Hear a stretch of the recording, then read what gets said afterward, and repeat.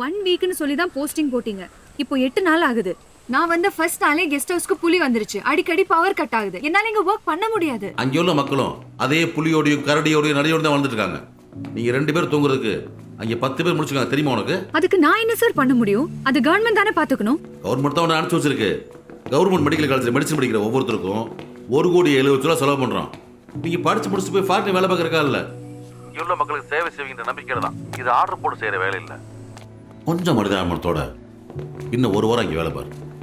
உன்னை உடனே டிரான்ஸ்ஃபர் பண்ணா அங்கே உள்ள மக்கள் ரொம்ப ஏமாத்துருவாங்க. டாக்டர் யாரும் வராதீங்க.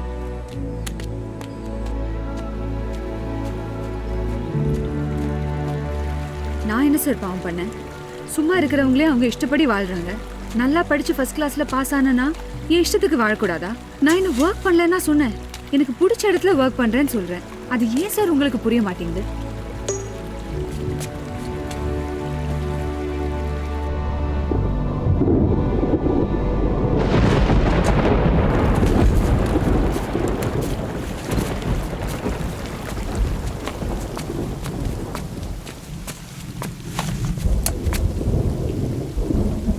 எந்த வேலையாக இருந்தாலும் ஓடி ஓடி செய்வானே மாறி அவனோட அப்பம்மா நான். இந்த மலையில் நான் தாம்மா முத உரக்கடை வச்சேன். ஆனால் அதோட கேடு என்னன்னு அப்போ எனக்கு தெரியாதும்மா. எங்கள் ஊரில் பரம்பரையாக வைத்தியம் பார்த்துட்டு இருந்த ஆண்டிட்டு தான் என் தம்பி வேலை கற்றுக்கிட்டு இருந்தான். ஒரு நாள் அவர் என் தம்பியை கூட்டிகிட்டு வந்து, ராமா, நீ விற்கிற மருந்து செடிகளோட குணத்தையும் மண்ணோட தன்மையும் மாற்றுதப்பா. அந்த மருந்தோட விஷம் காற்றுல கலந்து மூலிகளோட தன்மையும் மாற்றுது. அதனால நான் கொடுக்குற மூலிகை மருந்து வேலை செய்ய மாட்டேங்குது. இந்த உரம் விற்கிறத நிறுத்துப்பான்னார். அப்போ நான் எங்கள் தலைமை கேட்டேன், எப்படி அணிந்த உரத்தினால செடிகளோட தன்மை மாறும்னு. அதுக்கு அவர், சாராயம் குடித்தவன் எப்படி தன்னை மறந்து போகிறானோ அது மாதிரி தான் செடிகள் உரத்தை தின்னுட்டு அதோட இயல்பை மறந்துடுதுன்னார். அதுக்கு நான், உரத்தை தின்ன செடியெல்லாம் நிறையா காய்க்குதே ஆண்டின்னு கேட்டேன். அவர், ஒரு நேரத்தில் ஒத்த பிள்ளை பெற்றுக்கு வேணும் தாங்க முடியாது, அதே பொம்பளை 10 பிள்ளையை பெற்றுக்கிட்டா அவளோட வலியும் வேதையும் நமக்கு எப்படி புரியும்னார். அதுக்கப்புறமும் நான் உரம் விற்கிறத நிறுத்தலை. அதனால் அவர் இனிமேல் யாருக்கும் வைத்தியம் பண்ண மாட்டேன், யாருக்கும் கற்றுக் கொடுக்க மாட்டேன்ட்டு காட்டுக்குள்ளே போயிட்டாருமா. என் தம்பியை என் மேலே கோச்சிக்கிட்டு வீட்டை விட்டே போயிட்டாம்மா. நான் பண்ண தப்பை உணர்ந்து சுதாரிக்கிறதுக்குள்ள இந்த மலையில் பல வியாதிகள் வந்துருச்சுமா. அதில் என் வீட்லேயும் 2 உயிர் போயிடுச்சு.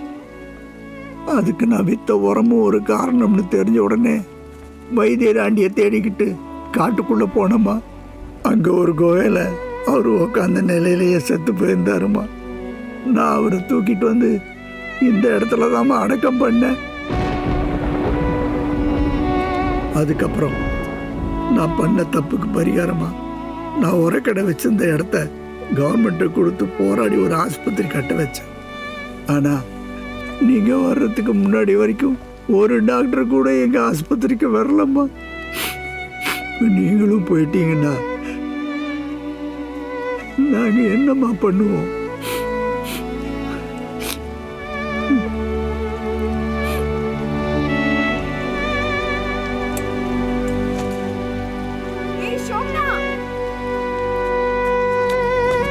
வரலன்னு கோவத்துல இங்க வந்து உட்கார்ந்தா வந்துருமா? அதுக்கு ஆக வேண்டியது பார்க்கலாம். வா வா சொல்றேன்ல. வீட்ல ஒரு ஃபெசிலிட்டியும் இல்ல.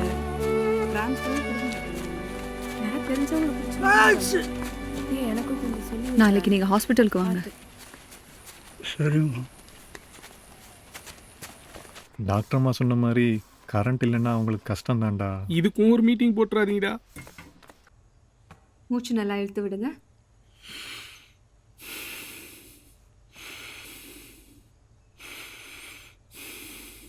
திரும்பி உட்காருங்க.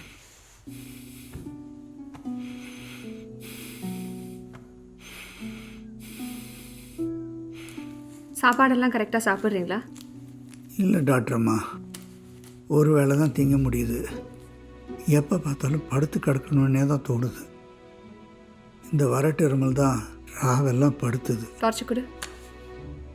நாக்கு நீட்டுங்க.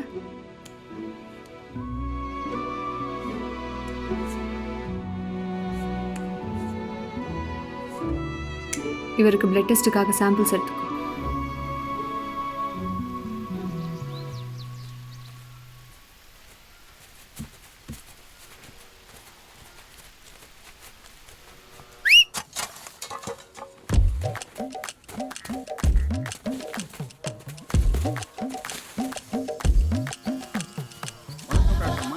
வணக்கம் டாக்டர்.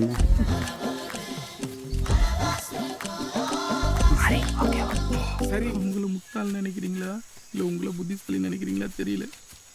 அவங்க இன்னும் உங்களை கவனிக்கலடா. கவனிச்சா உடனே மாட்டிப்பீங்க. எப்பா எப்படி கட்டின வரவே மாட்டேங்குது. அந்த 2 பூட்ஸையாவது கொண்டு போய் குர்ரா.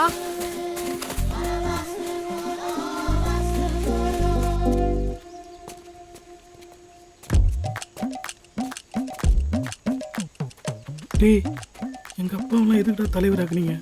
ஒரு ஷூவை கூட ஒழுங்காக போட தெரியாமல் லெஃப்ட்டில் போட வேண்டியது ரைட்லையும், ரைட்டில் போட வேண்டியது லெஃப்ட்லையும் போட்டு கிளப்பி நடந்துக்கிட்டு. வணக்கம் டாக்டர்மா. வணக்கம். நடைப்பயிற்சிங்களா? நாளைக்கு இங்கே பிளட் டெஸ்ட் ரிப்போர்ட் வந்துடும். சரிங்கம்மா, மறக்காம ஹாஸ்பிட்டல் வந்துடுங்க. வந்துடுறேம்மா. தலைவரே, ஷூவை மாத்தி போட்டிருக்கீங்க. ஐயோ யோ, பூடிசை மாத்தி போட்டிருக்க மாமியா. ஏன் பூடிசை நீ போடணும், ஓன் பூடிசை நான் போடணும் மாட்டுக்குதியா? கழட்டியா பூடிசை? டாக்டர்மா கண்டிப்பாக இருந்துருவாங்கடா. என்ன சத்தம்? டாக்டர், வாடி தோட்டத்துலேருந்து ஆயிலிங்க கொண்டு வந்துட்டோம். இனிமே கரண்ட் ஆஃப் ஆச்சுன்னா இது போட்டால் போதும், ஃபேனு லைட்டு ஓடும். யோ, ஃபேன் லைட் இல்லைன்னா கூட பரவாயில்ல, இந்த சத்தமும் புகையும் பிடிக்கல. ஆஃப் பண்ணுங்க. மாறி அடுத்த ஐடியாவும் புதுசு. போய் அதை நிறுத்து. இவனுங்க பண்ணதுலேயே இதுதான் உருப்படியான ஐடியா. இதுவும் பீஸ் போயிடுச்சு. என்ன அடுத்து நவமணிங்க இருக்கிறானுங்க. இதை வச்சு என்ன பண்ண போகிறானுங்களோ?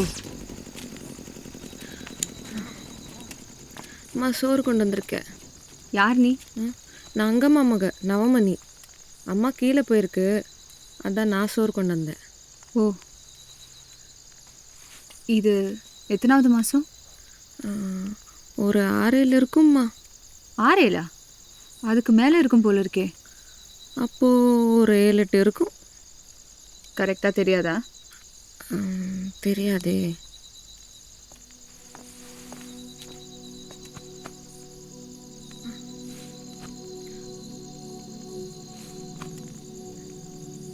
கை கொடு.